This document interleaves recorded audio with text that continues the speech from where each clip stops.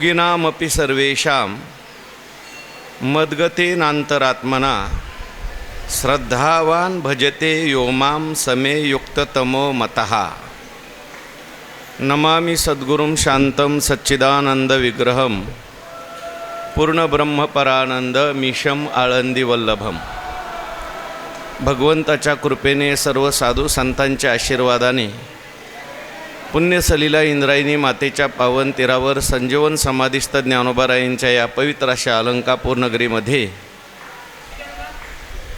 ज्ञानेश्वर महाराजांच्या चरणाजवळ बसून वारकरी शिक्षण संस्था आणि आळंदी देवस्थान यांच्या माध्यमातून सुरू असलेली आपली ही नित्याची ज्ञानेश्वरी प्रवचन सेवा, प्रवचन सेवेकरता उपस्थित माऊली स्वरूप असणारे सर्व भाविक भक्त श्रोते सज्जन माता भगिनी सर्वांना वंदन करून आपण सर्वांनी मिळून ही चिंतन सेवा करायची आहे। भगवान श्रीकृष्ण परमात्मा अर्जुनांचं निमित्त करून दिव्य असा गीतेचा उपदेश करतात। हा गीतेचा उपदेश करत असताना भगवान परमात्मा आपलं हृदगत अर्जुनांच्या समोर प्रगट करतात आणि भगवान परमात्माने काही ठिकाणी जे हृदगत प्रगट केलेलं आहे त्याच्यामध्ये हा 6वा अध्याय येतो। भगवान परमात्म्याने 6व्या अध्यायामध्ये आत्मसंयमन योगाचा विचार सांगितला। विस्तृत असा विचार भगवंतांनी सांगितला। ज्ञानेश्वर महाराजांनी विस्ताराने त्याचं चिंतन केलं। योग म्हणजे काय, कशा पद्धतीने तो योग करायचा, 3 प्रकारचे योग भगवंतांनी याच्यात सांगितले। ध्यानयोग सांगितला, समत्व योग सांगितला, कुंडलिनी योग सांगितला। त्यानंतर आपल्या सर्वांचं प्रतिनिधित्व करून भूमिका घेऊन अर्जुनाने भगवंताला प्रश्न विचारला, देवा मन हे फार चंचल आहे आणि अशा चंचल मनाला या योगामध्ये कशा पद्धतीने लावायचं त्याच्यासाठी भगवंताने उपायही सांगितले। पुढे अर्जुनाने आणखीन एक प्रश्न केला, जर करता करता आयुष्य संपलं तर मग अशा योग्याला कोणती गती प्राप्त होते, त्याचंही स्पष्टीकरण झालं। आणि आता भगवान परमात्मा या शेवटच्या श्लोकामध्ये उपसंहार करतात। भगवान परमात्मा योगाचं महात्म्य सांगतात आणि आपल्याला श्रेष्ठ वाटणारा योगी कोण आहे हे सांगतात। मागच्या श्लोकामध्ये योगी श्रेष्ठ आहे असं म्हटलं, तपस्व्यापेक्षा, ज्ञानापेक्षा, कर्मयोग्यापेक्षा श्रेष्ठ कोण जर असेल तर भगवान परमात्मा म्हणतात तो योगी आहे।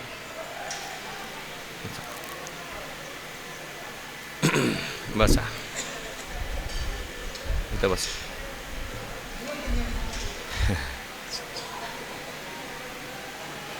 भगवान परमात्मा म्हणतात तपस्व्यापेक्षा योगी श्रेष्ठ आहे, ज्ञानापेक्षा योगी श्रेष्ठ आहे आणि कर्मयोगी जो आहे किंवा कर्मिष्ठ आहे त्याच्यापेक्षाही योगी श्रेष्ठ आहे। पण हा नेमका योगी कोणता, तुम्हाला कोणता योगी श्रेष्ठ वाटतो? योगी असं पुष्कळ ठिकाणी भगवंतांनी म्हटलं आहे, परंतु भगवंताच्या आवडीची योगाची संकल्पना काय आहे? पुष्कळ योगी आहेत, पण असले तरीसुद्धा भगवंताच्या संकल्पनेतील भगवंताच्या आवडीचा योगी वेगळा आहे। भगवंताच्या आवडीतला, भगवंताच्या संकल्पनेतला संन्यासी वेगळा आहे, गीतेतला संन्यासी वेगळा आहे, देवाला अपेक्षित। केवळ आश्रमाचा संन्यासी भगवंताला मान्य नाही। केवळ वेशधारी, देशत्यागी, एकांतात वनात जाऊन बसणारा, जटाधारी असणारा योगी भगवंताला अपेक्षित नाही। म्हणून अनेक ठिकाणी भगवंतांनी योगाची व्याख्या सांगितली।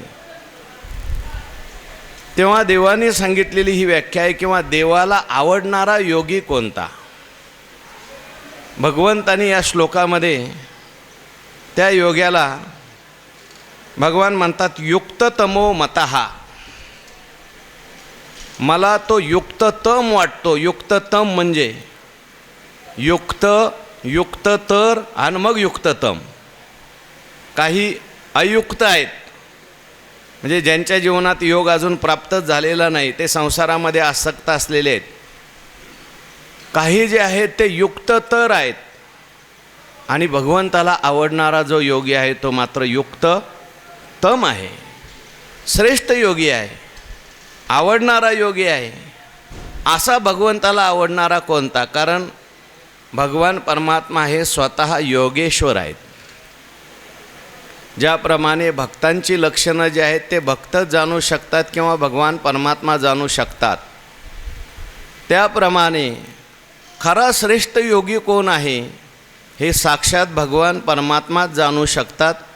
म्हणून भगवान परमात्म्याच्या आवडीचं योगी आपल्याला जर व्हायचं असेल तर आपण सुद्धा असं योगी होण्याचा प्रयत्न केला पाहिजे. किंबहुना अर्जुनाला भगवान परमात्मा म्हणतात, बाबा म्हणून या कारणे तू ते मी सदा म्हणे, योगी होय अंतःकरणे पंडुकुमारा. योगी हो, भोगी होऊ नकोस, रोगी होऊ नकोस, पण तू योगी हो. पण आता योगीसुद्धा कोणता योगी हो, कशा पद्धतीचा योगी हो? भगवंताने जरी अनेक योग्यांचं वर्णन केलेलं असलं तरीसुद्धा काही ठिकाणी भगवंताने आपली आवड प्रगट केली, मला आवडणारा हा योगी आहे. जसं 12व्या अध्यायामध्ये सुद्धा अर्जुनाचा जो प्रश्न आहे, योग वित्तम कोणता, तिथे भगवान परमात्म्याने उत्तर दिलेले. असा श्लोक तिथे आलेला आहे. 6व्या अध्यायातल्या शेवटच्या श्लोकाचं आज चिंतन आहे. कोणता योगी तुम्हाला आवडतो देवा? कोण तुम्हाला श्रेष्ठतम वाटतो देवा? मला सांगा, म्हणजे मलाही तसं योगी होता येईल. कारण योगाचे अनेक प्रकार तुम्ही सांगितलेले आहेत. कुंडलिनी योगसुद्धा तुम्हीच सांगितला आहे, हठयोगसुद्धा तुम्हीच सांगितला आहे. म्हणजे हठयोग म्हणजेच कुंडलिनी योग. ज्ञानयोगसुद्धा तुम्हीच सांगितला आहे, कर्मयोगसुद्धा तुम्हीच सांगितला आहे. अहो, ह्या सगळ्यांना योगीच म्हणतात. तपस्वी असतील, कर्ममार्गाचं आचरण करणारे असतील, भक्तिमार्गाचं आचरण करणारे असतील, हे सगळे योगीच जर आहेत तर देवा आम्ही कोणतं योगी व्हायचं? कोणता योगी तुम्हाला अपेक्षित आहे सांगा. तेव्हा भगवान परमात्मा सांगतात, अर्जुन ऐक, योगिनामपि सर्वेषां मद्गतेनांतरात्मना श्रद्धावान भजते यो मां समे युक्ततमो मतः. योगिनाम अपि सर्वेषां योगिनाम अपि, म्हणजे सगळ्या योग्यांच्या मध्ये, मद्गतेन अंतरात्मना. अंतरात्मना म्हणजे मनाद्वारे, बुद्धीद्वारे. इथं आत्मा शब्द जो आहे तो बुद्धीचा वाचक आलेला आहे, मनाच्या वाचक आलेला आहे, तृतीय आहे. अंतरात्मना मद्गतेन म्हणजे माझ्या ठिकाणी मन बुद्धी स्थिर करून, श्रद्धावान भजते यो माम, माझ्या ठिकाणी मन बुद्धी चित्त अहंकार हे सर्व काही लावून, पुन्हा आणखीन श्रद्धावान होऊन, यो माम भजते, जो माझं भजन करतो, जो माझा आश्रय करतो, जो माझी सेवा करतो. भज शब्दाचे 3 अर्थ आहेत. भगवान परमात्मा म्हणतात, तो मला युक्तत्व समे युक्ततमहा मता, तो माझ्या दृष्टीने मला त्या ठिकाणी युक्ततम वाटतो. म्हणजे तो श्रेष्ठ योगी आहे. योग्यातला एकदम उत्तम प्रकारचा योगी जर कोणता असेल तर तो आहे. सरळ सरळ अर्थ आपण चिंतन केलं, थोडंसं विस्ताराने चिंतन आपल्याला करता येतं. भगवान म्हणतात, बाबा सगळ्या योग्यांच्या मध्ये हा श्रेष्ठ आहे. आता हे सगळे योगी कोणते कोणते घ्यायचे? आचार्यांनी भाष्यामध्ये हे सगळे योगी म्हणजे रुद्र आदित्य इत्यादिकांचे ध्यान करणारे किंवा हिरण्यगर्भ वगैरे इत्यादिकांचे ध्यान करणारे योगी असा अर्थ घेतलेला आहे. पण हे सगळे योगी कोणते घ्यायचे याच्या संबंधाने ज्ञानोबरायांनी आपल्याला काल स्पष्टीकरण करून दिलेलं आहे. जे काही योगी आहेत त्या योग्यामध्ये कर्माचं आचरण करणारे काही योगी आहेत, तपाचं आचरण करणारे काही योगी आहेत, ज्ञानाचं आचरण करणारे काही योगी आहेत. आपण काल पाहून आलो हे सगळे योगी. का जे एकी वस्तू लागी बानोनी ज्ञानाची वज्रांगी, झुंजत प्रपंचेशी समरंगी ज्ञानी गा, हे पण योगीच आहेत. पुढे तप करणारे काही योगी आहेत. अशा प्रकारचे सगळे ज्ञान योगी असेल, तपस्वी योगी असेल, ही सगळी साधनं आहेत बरं का, याच्यात कोणाचा निषेध नाही आहे. पण तरी त्यातल्या त्यात भगवंताला आवडणारा योगी कोणता हा एक प्रश्न आहे. मार्ग अनेक आहेत, वाटा अनेक आहेत, साध्य सर्वांचं मात्र एकच आहे. परमात्मा स्वरूपाची प्राप्ती करणं, समत्व जीवनामध्ये प्राप्त होणं. समत्वम योग उच्यते. भगवंतांनी योगाच्या व्याख्या अनेक ठिकाणी सांगितल्या. जीव परमात्मा दोन्ही बैसोनी ऐक्यासनी जयाची हृदय भुवनी. बरोबर आहे ना? चिया हृदय भुवनी विराजती. शुद्ध करून घ्या तुम्ही. अर्जुना तोच योगी. बरोबर आहे ना? आणखीन सांगा योगाची व्याख्या कुठं कुठं आली. आता ज्ञानेश्वरी सांगा तुमची. आगा योगी जो म्हणजे ते आता पुढंच आहे. ती योगाची व्याख्या नाही, व्याख्या नाही. अजून योगाची व्याख्या आली पाहिजे. जीव परमात्मा संगमा, पै जीव परमात्मा संगमा, जयाचे येणे झाले मनोधर्मा, तो शरीरीची परिमहिमा. कालच होई झाली आपली.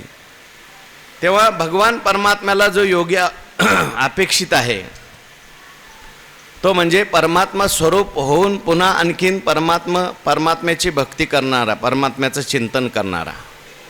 या ठिकाणी भगवान परमात्मा म्हणतात, बाबा सर्वेशाम योगिनाम अपि, सर्व योग्यांच्या मध्ये आहेत सगळे योगी. काय हरकत नाही, त्यांच्या त्यांच्या परीने ते आपल्या आपल्या उपायाच्या द्वारे माझं यजन करतात, माझ्याकडे येण्याचा ते प्रयत्न करतात. पण योगिनाम अपि सर्वेशाम मद्गतेन अंतरात्मना. मनबुद्धीच्या राठी भरोनी एकनिष्ठेची पेटी, मज माझी किरीटी निक्षेपिली जेने. हा, मद्गतेन अंतरात्मना. मद्गतेन अंतरात्मना म्हणजे आता योग जरी करायचा असेल तरी बुद्धीच्या द्वारेच करायचा आहे, मनाच्या द्वारेच करायचा आहे, चित्ताच्या द्वारेच करायचा आहे की नाही? अंतरात्मना. पण ते चित्त, ते मन, ती बुद्धी जी आहे ती मद्गतेनं पाहिजे. मत शब्दाचा अर्थ आहे माझ्या ठिकाणी, माझ्याविषयी, माझ्यामध्ये. हो, मन, बुद्धी, चित्त, अहंकार माझ्या स्वरूपामध्ये ज्याने विलीन केले किंवा माझ्या स्वरूपाचं चिंतन करतात, मद्गतेन अंतरात, माझ्या ठिकाणी त्याने स्थिर केले, असा अर्थ सरळ याच्यामध्ये लिहिलाय. असं ठेवून सुद्धा श्रद्धावान भजते योमाम समे युक्ततमो मतः. परमात्मा स्वरूप झाला आणि तरी सुद्धा त्याच्या श्रद्धेमध्ये कुठल्याही प्रकारे कमी नाही. उलट परमात्मा स्वरूपाला जाणल्यामुळे आणखीन त्याची श्रद्धा वाढलेली आहे आणि आणखीन तो माझं भजन करतो, चिंतन करतो. भगवान म्हणतात मला तो युक्ततम वाटतो, असा एक अर्थ आहे बरं का. ऐसे मीच होनी पांडवा करती माझी सेवा, नवलावो काय सांगावा असे ऐक. मिळोनी मिळतचे असे समुद्री गंगा जळ जैसे. मी होऊनी मज सर्वस्वे तैसे भजती. आमचं थोडंसं अशुद्ध असेल पण येतं ते बरोबर. होया 12व्या अध्यायाच्या सुरुवातीला सुद्धा भगवान परमात्म्याला जेव्हा अर्जुनांनी विचारलं, देवा तुमच्या आवडीचा, तुम्हाला तत्वतः योग कोणी जाणला ते मला सांगा, हाच प्रश्न आहे ना. तिथे काय उत्तर दिलंय 12व्या अध्यायात? मय्यावेश्य मनो ये माम नित्ययुक्ता उपासते श्रद्धया परोयोपेतास्ते मे युक्ततमो मताः. बरोबर. मय्यावेश्य मनो ये माम नित्ययुक्ता उपासते म्हणजे परमात्म्याच्या ठिकाणी मनाचा आवेश करायचा आहे. मयी आवेश्य मन यह माम नित्ययुक्त उपासते. नित्ययुक्त होऊन पुन्हा बरं का. आत सकाळी उठल्यानंतर थोडंसं ध्यान केलं, योग केला आणि झालं, दिवसभर काही नाही, 24 तास 23 तास बाकी दुसरंच करत बसला, तो खरा योगी नाही. नित्ययुक्त उपासते, नित्ययुक्त असतो, त्याचा आणि माझा कधीही वियोग होत नाही आणि परया श्रद्धया भगवान परमात्मा, श्रद्धया परयोपेत, हा श्रद्धया परयोपेतास्तेमे युक्ततमो मतः. हा म्हणजे श्रद्धा पाहिजे, पण ती परया श्रद्धा म्हटलंय. सर्वश्रेष्ठ प्रकारची श्रद्धा ज्ञानोबारायांनी त्या श्रद्धेचं वर्णन केलंय. ज्ञानोबारायांनी उदाहरणं दिली तरी अस्तुगिरीच्या उपकंठी रिगालिया रविबिंबा पाठी रश्मी जैसे किरीटी संचरती गा का वर्षा काळी सरिता चढो लागे पंडुसुता तैशी श्रद्धा दिशे. आणखीन ठाकिली याही सागरू मागिली यावा आणि वारू गंगेची ऐसा. गंगेप्रचं उदाहरण दिलंय. जरी काय आता तुम्ही सांगितले मिळोनी मिळतची असे समुद्री गंगा, ती गंगा जी आहे समुद्राला प्राप्त झाली पण तरी सुद्धा थांबली का, चालूच आहे तिचं. तसं हा परमात्मा स्वरूपाला प्राप्त झालाय. मन परमात्म्याच्या ठिकाणी लावलंय. तू मन हे माझी भजनी प्रेम धरी सर्वत्र नमस्कारी मजे एकाते. काय आणखीन बुद्धी सुद्धा भगवान परमात्म्याच्या ठिकाणी लावली. मनाने प्रेम भगवंताच्या विषयी, संकल्प विकल्प भगवंताच्या संबंधाने, बुद्धीने विचार जो केलाय निश्चय जो केलाय तो सुद्धा आता बुद्धी निश्चय आत्मज्ञान ब्रह्मरूप भावी आपण ब्रह्मनिष्ठा राखे पूर्ण तत्परायण चित्त सुद्धा चित्ते मीची मियाची प्राणे जीवो मरो विसरले. हा झालंय. आणि अहंकार सुद्धा ते अहंकार काय वाहतांगी आम्ही जे अहंकारू वाहतांगी आम्ही हरीचे भूषावया लागी. जे लोभी एकेची जगी माझे नि लोभे, याला म्हणायचं मदगतेन अंतरात्मना. अगा मानस एक माझ्या स्वरूपी सवृत्तिक वृत्तिक करोनी घाली निष्ठंक बुद्धी निश्चयेश. म्हणून मदगतेन अंतरात्मना असा जो कोणी आहे. आणि पुन्हा हे सगळं झाल्यानंतर सुद्धा मग याही वरी पार्था माझ्या भजनी असता. हो हो सोहमभाव सरोवरी द्वैताच्या पहिलं तिरी रिगो सरला. अर्जुना ठावोवरी हा ठावोवरी सोहमभाव सरोवरी तो द्वैताच्या पहिलं तिरी रिगो सरला. पुढे पुढे सांगा की भक्ती सुखा लागी आपण पेची दोही भागी वाटून या अंगी हा युक्ततम आहे. काय ह्याला युक्ततम म्हटलं. एरा नाम मी ठेवी भजती ओज भरवी न भजतिया दावी योगिया जो तयाचे आम्हा व्यसन ते आमचे निधी निधान किंवा समाधान तो मिळे ते तया लागी मज रूपा येणे तयाचे नि मज येथे असणे जीवे प्राणे ऐसा पडिये. कोण आवडतो भगवंताला. का बरं हाच का आवडतो. एखादा परमात्मा स्वरूप झालेला आहे तो सुद्धा योगीच आहे. अजून परमात्मा स्वरूप झालेले नाही ते सुद्धा योगीच आहेत. पण हा भगवंताला विशेष आवडतो. ज्ञानी तो आत्मा माझा असं पुढे ज्ञानोबारायांनी चिंतन केलंय बरं का. आणखीन काही साधक संजीवनीमध्ये थोडं वेगळं चिंतन केलंय. अखंडानंदांनी सुद्धा वेगळं चिंतन केलंय थोडं. त्यांनी असं म्हटलंय ठीक आहे तुम्ही म्हणता ज्याला परमात्मा स्वरूपाची प्राप्ती झाली आणि भगवंताचं भजन करतो तो देवाला आवडतोच. पण कधी कधी देवाला अजून परमात्मा स्वरूपाची प्राप्ती झाली नाही पण श्रद्धायुक्त होऊन मला देवाची प्राप्ती होईल असं म्हणून श्रद्धेने भक्ती करतो तोही देवाला आवडतो. त्यांनी असं थोडं वेगळं चिंतन आहे थोडंसं. अहो एखाद्याला माझं काय ऐश्वर्य आहे हे पाहून एखादा माझ्यावर प्रेम करत असेल माझ्याकडे खूप मोठा ऐश्वर्य आहे, माझं खूप ज्ञान आहे, अमुक आहे तमुक आहे, असं म्हणून एखादा प्रेम करत असेल तर त्या ठिकाणी तो जाणून प्रेम करतो, ठीक आहे. पण माझ्या संबंधी कोणाला काही माहिती नाही तरी एखादा प्रेम करतो, भगवान परमात्मा म्हणतात.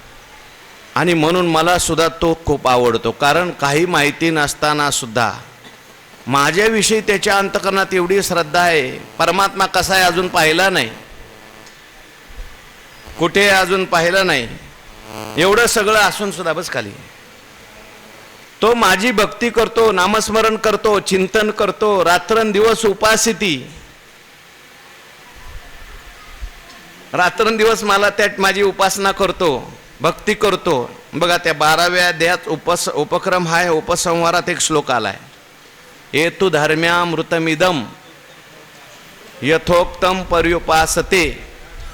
पुढं श्रद्धाना मत्परमा भक्तास्ते आतीव मे प्रिया. तिथं आतीव शब्द तिथंच आलाय फक्त बरं का, बाकी दुसरीकडे कुठं नाही. अगोदरच्या श्लोकामध्ये यो मत भक्ता समे प्रिया, ते मला भक्तप्रिय आहेत. कोणकोणत्या भक्ताची लक्षणं सगळी सांगितली 13व्या श्लोकापासून. पण शेवटच्या श्लोकामध्ये काय काय श्लोक काय मी आता म्हटला, तो धर्म्यामृतमिदम, हे सगळं सांगितलेलं आहे, धर्म्यामृत आहे. जी भक्ताची लक्षणं आहेत ते धर्म्यामृत आहे. यथोक्तम पर्युपासते, त्याची उपासना जो करतो. आपल्याला असं झालं पाहिजे, आपल्याला सुद्धा तसा भक्त झालं पाहिजे म्हणून श्रद्धा ठेवतो, माझी उपासना करतो, चिंतन करतो. भगवान परमात्मा म्हणतात भक्तास्ते अतीव मे प्रिया, ते सुद्धा भक्त मला आवडतात. नुसतेच फार आवडतात, कारण तेही माझे भक्तच आहेत, असा एक अर्थ त्या ठिकाणी सुद्धा केलेला आहे. तेव्हा श्रद्धावान भजते यो माम समे युक्त तमो मताहा, अशा प्रकारे योगी जया लागी अखंड मस. आता ज्ञानोबरायांचं भाष्य बघा. अगा योगी जो म्हणिजे तो देवांचा देव जाणिजे, आणि सुख सर्वस्व माझे चैतन्य तो. आता ओवी मागची बघा. अगोदर जेव्हा श्लोकाचं चिंतन करायचं तेव्हा श्लोक मागचा बघावा लागतो, ओवीचं चिंतन करायचं तेव्हा ओवी बघावी लागते. योगी कोणता, म्हणून या कारणे तू ते मी सदा म्हणे, योगी होय अंतकरणे पंडुकुमारा. पण म्हणून म्हणजे कोणती, पै जीव परमात्मा संगमा, जयाची येणे झाले मनोधर्मा, तो शरीरीची परिमहिमा ऐशी पावे म्हणून. तो त्या ठिकाणी या शरीरातच परमात्मा स्वरूप होऊन गेला. काल आपण चिंतन करून आलो, तो संगमावर गेला. आणि सामान्य संगम नाही, इकडे लक्ष द्या आनंदे महाराज, संगमावर जाऊ नका लगेच. सामान्य संगमावर गेला नाही, जीव परमात्मा संगमा, खरं तीर्थ त्याच्या जीवनात प्राप्त झालं. बाकीचे संगम आहेत त्या तीर्थात जाण्याकरता. यायचं म्हणजे काय, जीवाने निश्चय करायचा परमात्मा स्वरूप मी आहे. निश्चय करायचा म्हणजे भ्रांती सोडून द्यायची. जेव्हा परमात्मा स्वरूपच आहे, पण असं असताना भ्रमाने तो स्वतःला जीव मानतोय. त्याच्याकरता अगोदर सगळं करायचं, अंतःकरण शुद्धी करायची, निष्काम कर्म करायचं, निष्काम उपासना करायची. त्याच्यानंतर श्री गुरूंच्याकडे जायचं, ज्ञान प्राप्त करून घ्यायचं. ज्ञान प्राप्त करून गेल्यानंतर मग गुरूंची कृपा होते, भगवंताची कृपा होते. आणि तो काय, बुद्धीचा मळकाटा एवोनी विवेक तीर्थ तटा, गुरु दाविलिया वाटा, एवोनी विवेक तीर्थ तटा. मळकटा बुद्धीचा तेने, मग जीव परमात्मा संगमावर येतो तो. आगा योगी जो म्हणे जे. आता योगेची स्तुती सुरू झाली बघा ज्ञानोबरांच्या भाषेत. आता जसं भगवान परमात्मा योगेश्वर आहे, तशी इकडे योगेची माऊली आहे. योगेश्वरच योगेची माऊली झालेला आहे. पण माऊली आणि ईश्वर याच्यात फरक आहे. ईश्वर जरी असला तरी ईश्वराचे धर्म गुण वेगवेगळे असतात आणि माऊलीचे वेगवेगळे आहेत. तो जेव्हा माऊली होतो तेव्हा, तो बाप होतो तेव्हा वेगळं त्या ठिकाणी त्याचं आचरण असताना, आई होतो त्यावेळेस त्याचं वेगळं आचरण आहे. आता माऊली झालेलं आहे. म्हणून आता योगी जो म्हणिजे, ज्ञानराज माझी योग्याची माऊली. तो देवाचाही देव जाणीजे. ज्ञानोबराय म्हणतात हा योगी जो आहे ना, तो अर्जुनाला भगवान परमात्मा सांगतात बाबा हा देवाचा देव झाला आता, आणि सुख सर्वस्व माझे चैतन्य तो. नुसताच देवाचा देव नाही, देवांचा तर देव आहेच आहे, पण माझं सुख सर्वस्व आहे आणि माझं चैतन्य त्या ठिकाणी तो आता झाला. देवाचा देव म्हणजे काय? पहिल्यांदा देव म्हणजे काय? कशाला म्हणायचं देव? संस्कृतमध्ये दिव शब्द आहे, दिव, दिव प्रकाशने. तसं देव शब्दाचे अर्थ 10 आहेत. क्रीडा, विजिगीषा, स्तुती, काय मद, मोद, स्वप्न, कांती, गती, अशा अनेक 10 अर्थ सांगितले. ज्ञानोबरांनी सगळे ते अर्थ 18व्या अध्यायाच्या सुरुवातीच्या वयात घेतले. पण मुख्य अर्थ दिव शब्दाचा आहे प्रकाशने. हा, दिव प्रकाशने, जो आनंद देतो त्याला म्हणायचं देव. या विश्वाची क्रीडा करतो त्याला म्हणायचं देव. हे विश्व ज्याची क्रीडा आहे, लीला आहे, त्याला म्हणायचं देव. या विश्वाला प्रकाश देणारा जो आहे त्याला म्हणायचं देव. या विश्वाला संपूर्ण विश्वाला ज्ञान देणारा जो आहे त्याला म्हणायचं देव. असे अनेक देव शब्दाचे अर्थ आहेत. तेव्हा देव अनेक आहेत. 33 कोटी देव आहेत. 33 कोटी देवांचा उल्लेख शास्त्रामध्ये आलाय. 33 कोटी देव चामुंडा असं वर्णन केलेलं आहे. अनेक जरी देव असले तरी सुद्धा एक मुख्य देव आहे. एको देवः सर्वभूतेषु गूढः सर्वव्यापी सर्वभूतांतरात्मा. काय? कर्माध्यक्षा सर्वभूताधिवासः साक्षी चेतो केवलो निर्गुणश्च. एक देव आहे. पण आता इथे मात्र भगवान परमात्मा म्हणतात तो देवांचा देव झाला, म्हणजे तो परमात्मा स्वरूप झाला, आत्मस्वरूप झाला, प्रकाश स्वरूप झाला. या सगळ्या जगाला जे काही प्रकाश देणारा जो मुख्य प्रकाश आहे तो प्रकाश स्वरूप, आनंद स्वरूप, सत्स्वरूप तो झालेला आहे.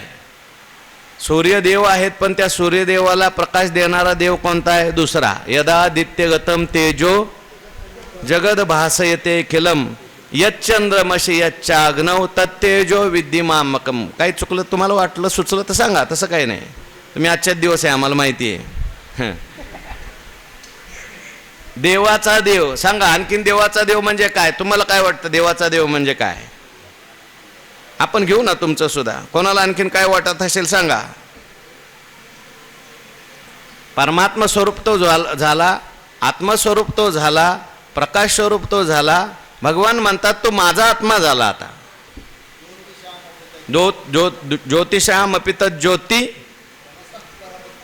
हा तमस परमुच्यते.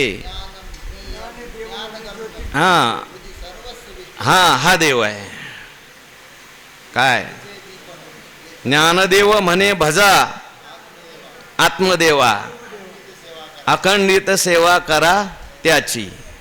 असा देवाचा देव तो झालेला आहे. म्हणून नुसता देवाचा देव झाला नाही, पण आणखीन भगवान पुढे सांगतात आणि सुख सर्वस्व माझे चैतन्य तो.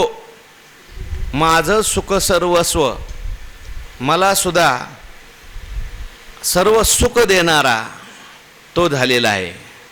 एवढं सगळं करून सुद्धा चैतन्य स्वरूप तो आहेच, आत्मस्वरूप तो आहेच, पण असं असून सुद्धा माझी भक्ती करतो, माझं भजन करतो, आणि म्हणून मला सुद्धा त्याच्या संगतीत सुख वाटतं. वास्तविक पाहता सुखरूप असलेल्या परमात्म्याला आणखीन सुखाची इच्छा निर्माण होते.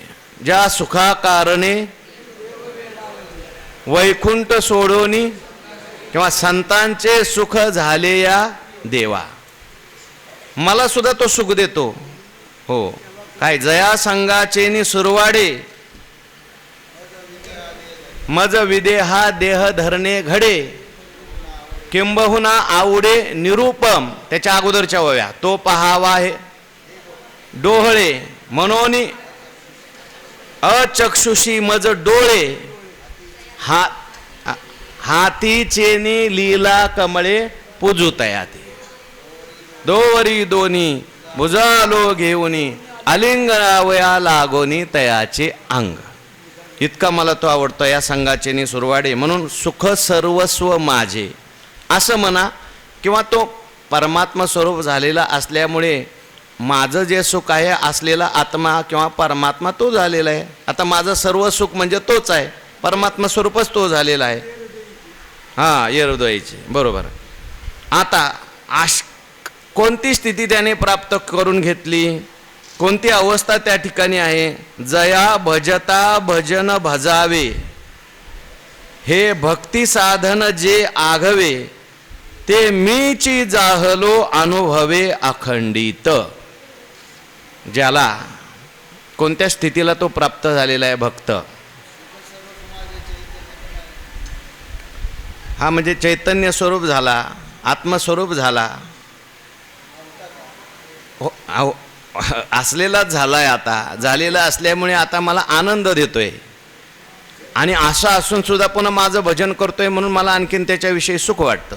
असंच सगुण दृष्टीने सुख वाटतं, आणि माझं सुख स्वरूपच तो आहे, आत्मस्वरूप तो झालेला आहे. ज्ञानी तो आत्मा माझा असंही घेतलं तरी चालतंय, असा तो आहे.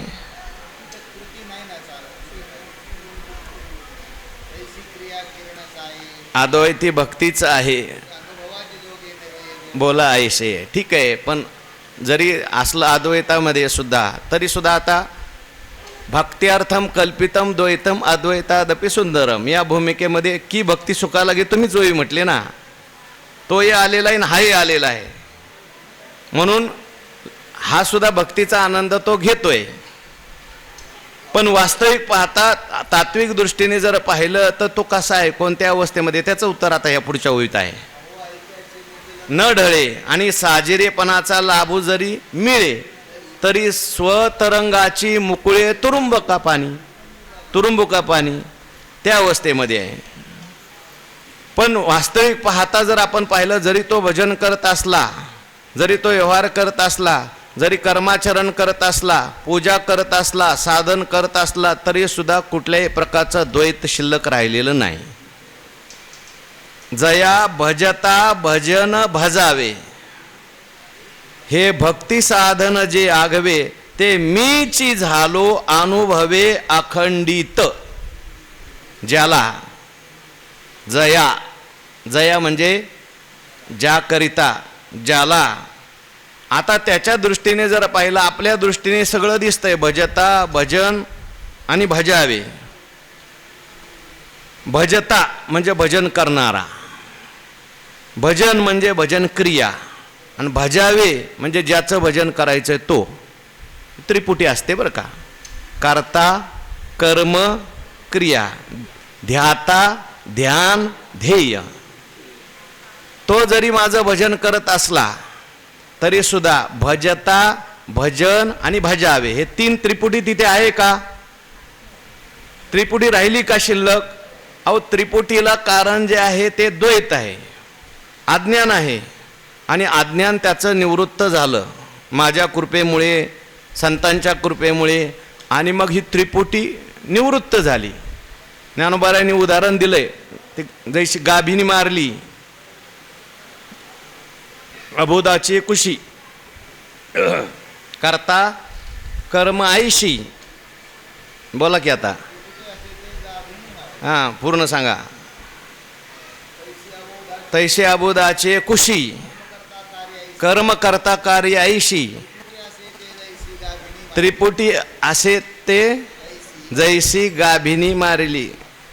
गाभिनी मारली म्हणजे गरोदर असलेली, हां तसं, हां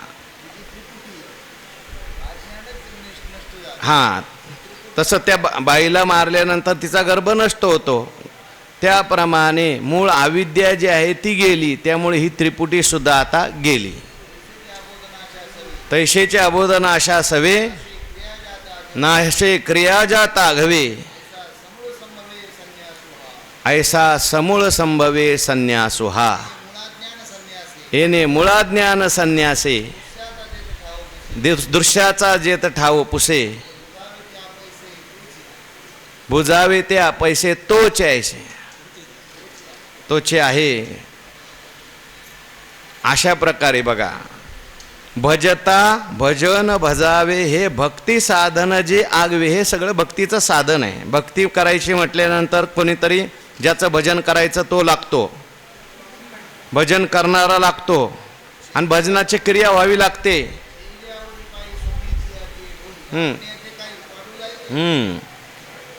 बरोबर आहे. तसं आता हे सगळं साधन लागतं, हे भक्ती साधन आगवे. पण आता याच्या दृष्टीने ते मीच झालो अनुभवे अखंडित. भगवान परमात्मा म्हणतात त्याचं भजता भजन आणि भज्य, भज्य भजन आणि भजक, भजन करणारा, हे तीन राहिलेले नाहीत. कोण कोण झाला मग? भगवान परमात्मा म्हणतात मीच झालो. अहो तुम्ही कसे झाला? तुम्ही कसं काय होऊ शकता? अनुभवे, त्याचा अनुभव जो आहे तो असा आहे.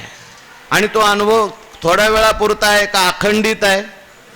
अखंडित, अखंडित त्याचा अनुभव आहे. अखंडित असलेला अनुभव पुढती अस्तवेना ऐसे जया पाहलिया अद्वैत दिवसे, मग आपण पाची आपण असे अखंडित. हो, बाकी अखंडित काही नाही. जागृती येते जाते, स्वप्न येतं जातं, सुषुप्ती येते जाते, पण एक अखंडित आहे. असा असलेला जो परमात्मा स्वरूप आहे, अखंड खंडेना जीवन रामकृष्ण नारायण, त्याच्या दृष्टीने तो अनुभव स्वरूप झालाय. आणि अनुभव जो आहे तो एकच आहे, तो अखंडित आहे. त्या अनुभवामध्ये कुठल्याही प्रकारची त्रिपुटी नाही. ज्ञातृ ज्ञेया विन नुसधेची जे ज्ञान, असा तो झालेला असल्यामुळे हो कोमी अनुभव पृथक. तुकाराम महाराजांच्या चरित्रामध्ये तुकाराम महाराजांचे तुकाराम महाराज देवाला म्हणतात, देवाकडे गेले भजन करायला.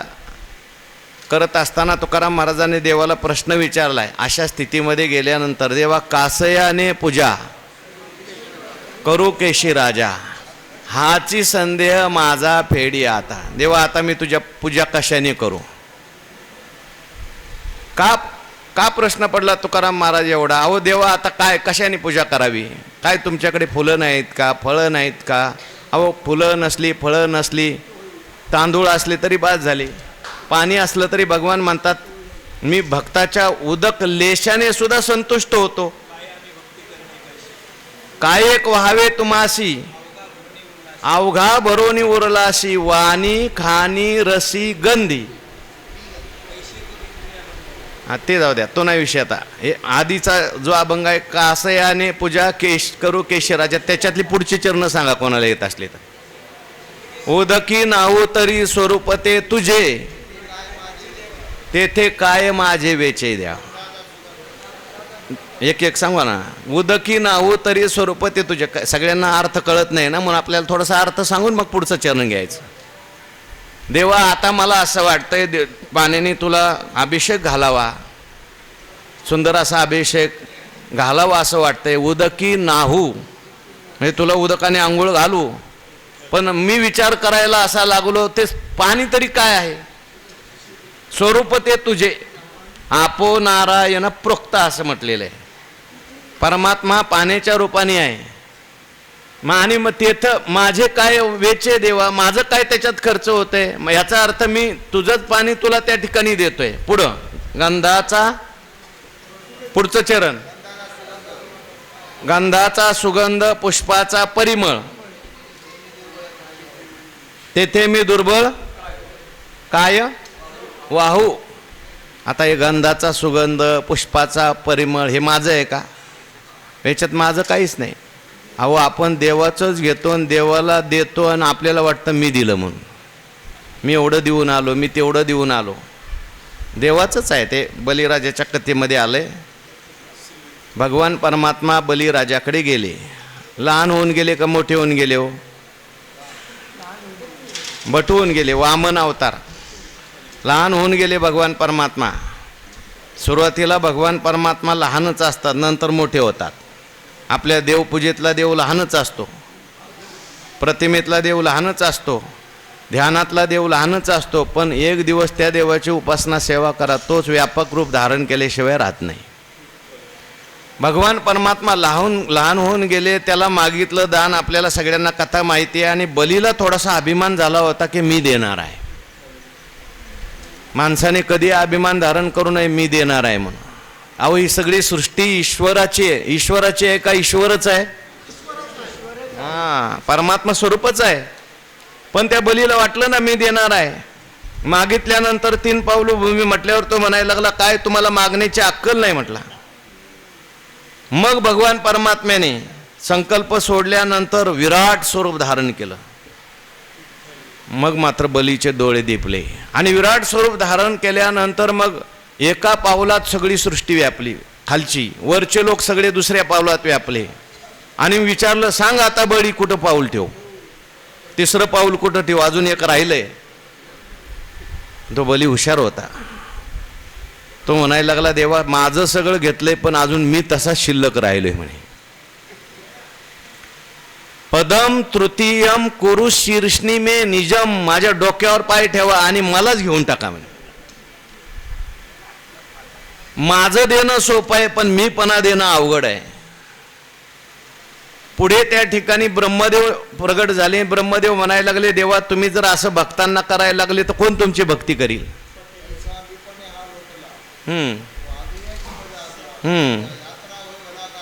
वा वा, बोला परत.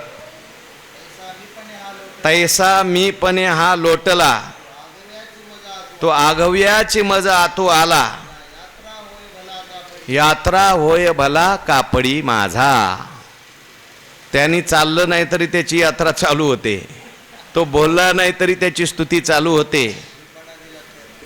मीपणा दिला तर आपण बाकी सगळं करतो पण तेवढं ठेवून करतो, त्यामुळं आपली यात्रा यात्रेत जमा होत नाही, आपलं पूजन पूजेत जमा होत नाही, आपलं दर्शन दर्शनात जमा होत नाही. आणि त्याचं काही न करता सगळं जमा होतं. वाचून काही सवरसू नाही नाकळे गा. बलीचं मी सांगत होतो. पुढे विंध्यावली म्हणजे बलीची पत्नी होती, ती त्या ठिकाणी आली आणि तिने भगवंताची स्तुती केली बरं का. ती अशीच आहे, तुकाराम महाराजांनी केली तशी स्तुती आहे. ती म्हणायला लागली, देवा अहो आमचं काय होतं, आमचं घेतलं तुम्ही असं म्हणता, पण आमचं कुणाचं काय घेतलंय? हे सगळं तुमचंच आहे. तुमचंच नाही, हे सगळं तुम्हीच आहात. म्हणून अशा प्रकारे तो जो योगी आहे, मीची जाहलो अनुभवे अखंडित, तो अखंडित असलेला जो काही अनुभव आहे, हो अनुभव शब्द सुद्धा ज्ञानेश्वरीमध्ये अनेक ठिकाणी आलेला आहे. अनुभव म्हणजे प्रतीती, अनुभव म्हणजे ज्ञान. ज्ञातृज्ञेयाविन नुसदेची जे ज्ञान, याला अनुभव म्हणायचं बरं का. अनुभव स्वरूप, अनुभवाचा धेंडा तो नाचे, अशा एका ठिकाणी आलेलं आहे. हां, किंवा प्रतीती असं सुद्धा त्याला म्हटलेलं आहे. प्रतीतीचे नि पाडे काय, नाही नाही नाही. किंवा वाचून अंतवट वस्तू विचारे मी ते चिते, काय ती ववी. हां, वर्तत दिसती देही, देही ना माझ्या ठाई, मी तयाच्या हृदय समग्र, सवित्र वस्तत्व जैसे असे, परस्परे बाहेर नामाचीच अंतरे, वाचून आतवटू वस्तू विचारे मी तेची ते. अनुभव हा शब्द ज्या ओवीत आलाय तशा ओव्या सांगा. अद्वैती भक्तीचे आहे, अनुभवाची जोगे नव्हे बोलायचे. आणि अनेक ओव्यामध्ये अनुभव शब्द आलेला आहे.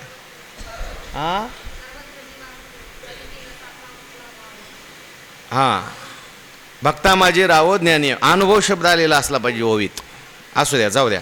अखंडित असलेला जे अनुभव आहे, अखंडित असलेलं जे ज्ञान आहे, व्यापक असलेलं जे ज्ञान आहे.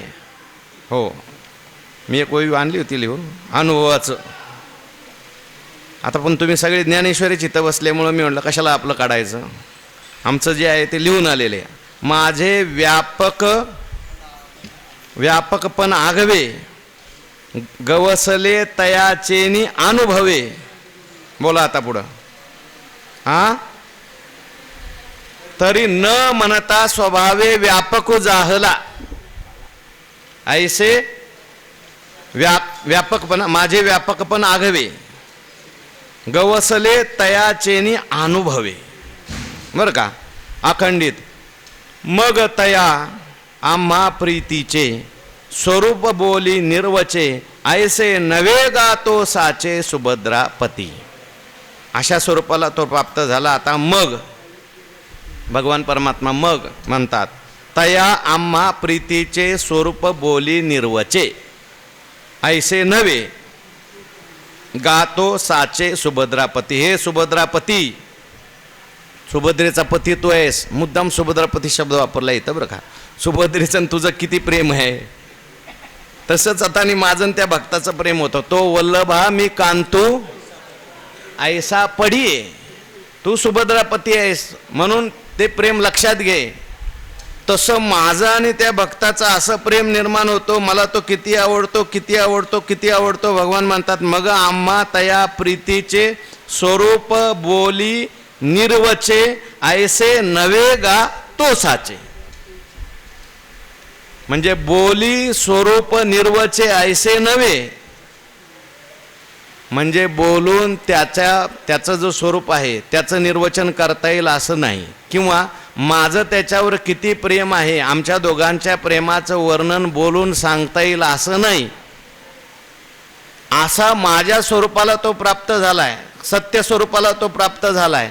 किंवा माझं आणि त्याचं असं खरं प्रेम आहे, एकनिष्ठ प्रेम आहे, अभेद प्रेम आहे, अभिन्न तो झालेला असल्यामुळे आमचं त्याचं किती ऐक्य आहे, किती प्रेम आहे हे आता बोलून काय सांगता येईल. कारण हे अनुभवाची जोगे.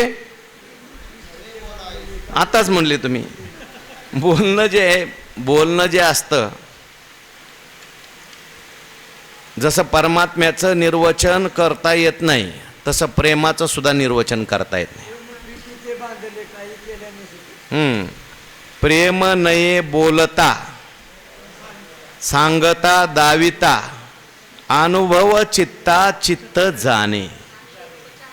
आणि निरुपचार प्रेमा विषय होय जो प्रियोत्तमा. प्रेम जे आहे, नारद महर्षींची काही सूत्र आलेली आहेत प्रेमाच्या संबंधाने. प्रेम कसं आहे, प्रेम जे आहे ते प्रेमाला सुद्धा अनिर्वचनीय असं म्हटलंय. अनिर्वचनीयम प्रेम स्वरूपम मूक आस्वादनवत असं म्हटलेलं आहे.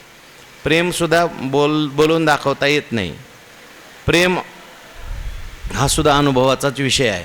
जसं परमात्मा हा अनुभवाचा विषय, आणि परमात्मा आणि आत्मा एकच आहे, आणि प्रेम आणि परमात्मा सुद्धा एकच आहे.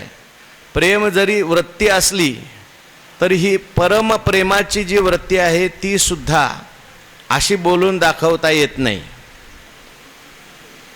त्या कुठेतरी आपण नेहमी भक्तिशास्त्रामध्ये असं आलंय, प्रेम बोलून दाखवायला जर लागलं, प्रेमाचा दिवा आहे आणि बोलण्याकरता जर तोंड उघडलं तर तो दिवा एक तर विजून तरी जातो, नाही तर फडफड तरी करतो. हे सामान्य प्रेम असेल, पण भगवंताच्या विषयी असलेलं जे प्रेम आहे ते बोलता येत नाही, सांगता येत नाही, दावता येत नाही. हो, हां, प्रसंग आले. मग तया आम्हा प्रीतीचे, प्रीतीचे शब्द महत्त्वाचा आहे. म्हणजे त्याचे आणि आमच्या प्रीतीचं, प्रेमाचं स्वरूप बोली निर्विचे, म्हणजे आमच्या दोघांच्या प्रेमाचं स्वरूप बोलून जर मी सांगायला लागलो तर माझं त्याच्यावर किती प्रेम आहे, त्याचं माझ्यावर किती प्रेम आहे. कदाचित मी बोलायला लागलो, भगवान परमात्मा म्हणतात, तर बाबा बोलून ते सांगता येणार नाही. ऐसे नवे गातो साचे सुभद्रापती. अरे असं ते नाही आहे. काय मी त्याच्या संबंधाने बोलणार, मी त्याच्या संबंधाने काही बोलू शकत नाही. तो माझं स्वरूप झालेलं आहे. हो, पण तरीसुद्धा भगवंताने अनेक ठिकाणी बोलून दाखवलेलं आहे. एरवी काय प्रेमा अनुवादू असे सांगा. एरवी काय प्रेमा अनुवादू असे, एरवी काय प्रेमा अनुवादू असे, तरी पडियंतयाची कहाणी, हे तव भुलीची भारणी, ये तव न बोलनी श्रद्धा, मनोनी गा आम्हा वेगी आली उपमा, एरवी काय प्रेमा अनुवादू असे. देवाने अगोदर वर्णन केलं, सांगा अगोदरच्या वव्या. हो, मनोनी गा आम्हा वेगी आली उपमा, एक उपमा दिली देवानी. पण भगवान परमात्मा म्हणजे भगवान शंकरांचं वर्णन करण्याकरता ती उपमा दिली. आठवती का? बघा त्याच्या आधी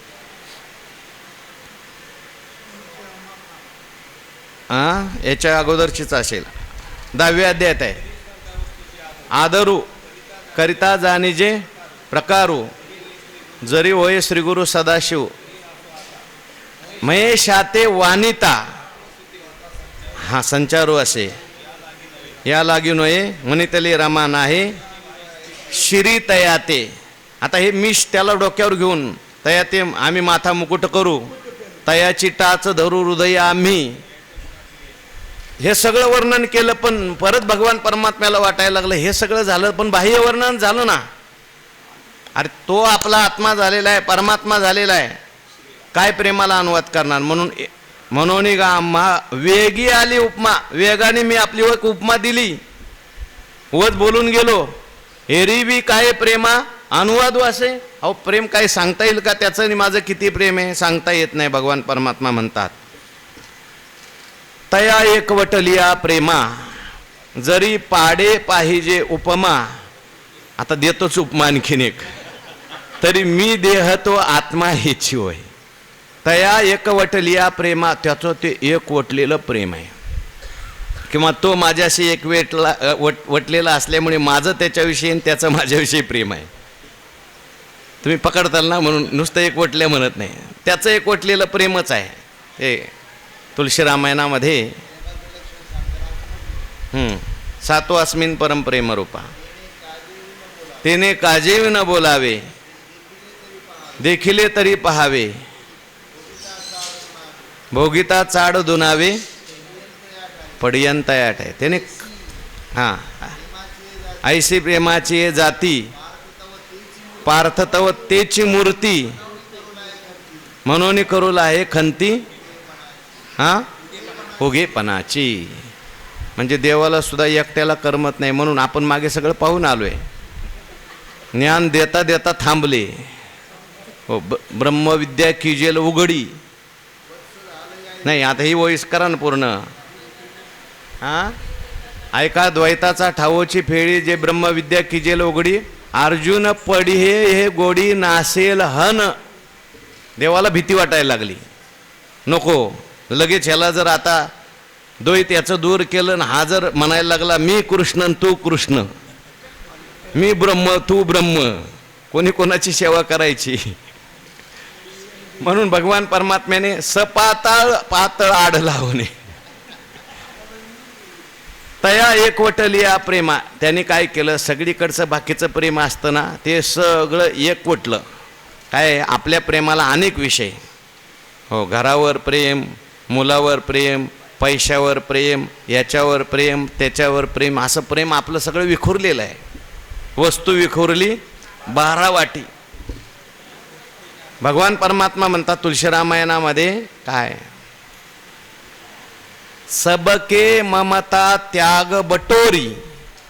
सगळ्या ठिकाणी असलेली ममता काढतो आणि त्याची एक दोरी तयार करतो, आणि ती दोरी माझ्या पायाला बांधतो म्हणे, त्यामुळे मला कुठंच जाता येत नाही असं म्हटलं. सर्व ठिकाणी असलेलं जे प्रेम आहे ते प्रेम त्याने एकवटलिया प्रेमा.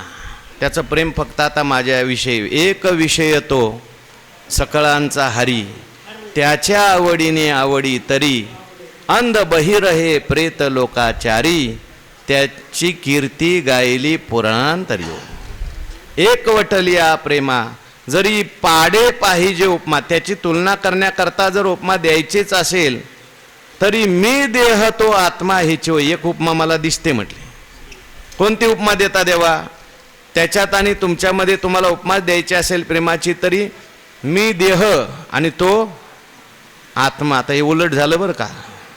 खरा आत्मा कोण आहे? परमात्मा आहे आणि आपण देह आहोत. पण भक्त आत्मस्वरूप झालेला आहे. ज्ञानिया तो आत्मा माझा. का देवाने उपमा दिली लक्षात घ्या. कारण चोर नेली माझी बघणी, मी तू दोन्ही स्वरूप एक. मला तो किती आवडतो. भगवान मानतात मी देह आहे आणि तो माझा आत्मा आहे. काय जन्मली प्रतिती गंगा मज मिनली फार करू. आत्माच का घेतला भगवंतानी इथे? प्रेम सांगताना भगवंतानी आत्मा का घेतला? त्याचं कारण असं आहे, परमप्रेमाचा विषय जर काय असेल तर प्रत्येकाचा काय आहे ते तर प्रियाची परमसीमा. तो भेटे माऊली आत्मा ते खेवी आटे दिंडीमा संसारिक हे. आणखीन एक ओवी आलेली, आत्माच परमप्रेमास्पद आहे. मगाशी मला वाटतं बाईंनी कोणतरी सांगितलं हां. आणि निरुपचार प्रेमा विषय होय जो प्रियोत्तमा दुजे नवे आत्मा ऐशीची जाणावे. म्हणून भगवान परमात्मा म्हणतात सगळ्यांना आवडणारं काय असेल तर आपला आत्मा आहे. म्हणून मला सुद्धा तो किती आवडतो. एक उपमा मी देतो, मला माझ्या आत्म्या परमसिद्धी नाही निपजन आहे परमसिद्धी. ते परमात्मा स्वरूप तो झालेला आहे, आत्मस्वरूप झालेला आहे. आत्मा प्रत्येकाला जसा आवडतो तसा मला सुद्धा तो आवडतो. माझं त्याच्यावर निरुपचार अशा प्रकारचं प्रेम असतं. आणि म्हणून तो भक्त मला आवडतो. कोण? जो योगी झालेला आहे आणि योगी होऊन सुद्धा माझी भक्ती करतो असा भक्त मला आवडतो. इथपर्यंत हा 6व्या अध्यायाचा विषय आता संपला. आता संजय बोलायला लागले. उपसंहार आहेत, 2-4 वया शेवटच्या राहिलेल्या आहेत.